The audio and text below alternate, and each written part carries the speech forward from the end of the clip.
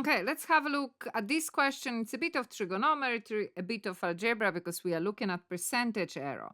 In the diagram on the right, BC represents a flagpole. So that's a flagpole. AB is 15 and BC is 17.5, and we have those measurements. AB is perpendicular to BC, meaning has the right angle here.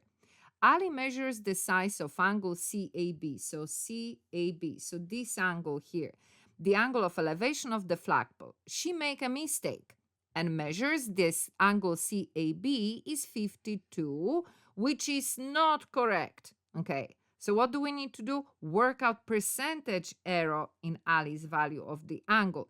When we have to work out, calculate, find percentage, we think about fraction. So what kind of fraction are we dealing here with?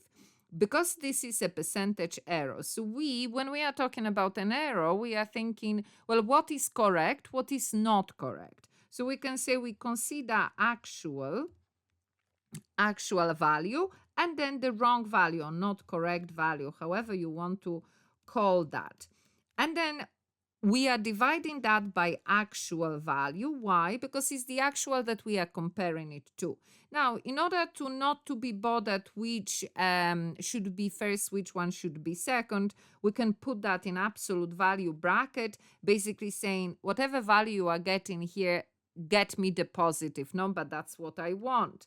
So in this case, what is the actual, what not correct we have, but we don't have the actual. So first, I need to find this angle. So how do we do that? Right angle triangle has two options for us. We know page 16 in our maths table, right angle triangle. We have Pythagoras and trigonometric ratio to choose from. Formula for Pythagoras involve 3 sides, and for trigonometric ratio, 2 sides and an angle. Now, what are we looking for? I am looking for an angle, so straight away I know Pythagoras is not going to help me. One of trigonometric ratios will.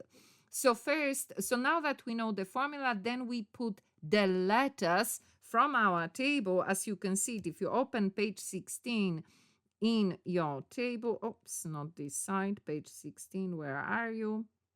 Here we have A, B, and C, and that's what we want to put. So this is the angle I'm looking for, therefore that's capital A. The side that is opposite is small a, then this is the right angle. The side opposite is C. That means the remaining one is B.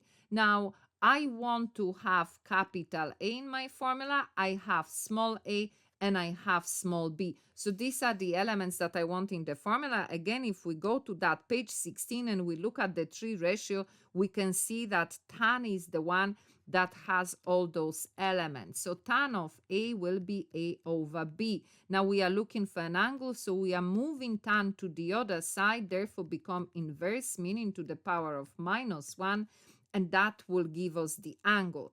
So that will be my actual, isn't it? We can find it or not, doesn't matter, that's not our final answer. So tan to the power of -1, value of A 17.5 over B, which is 15, minus not correct value, 52 degrees, that's in absolute value bracket, and then again divide by the actual. Like I'm saying, you can find it or not.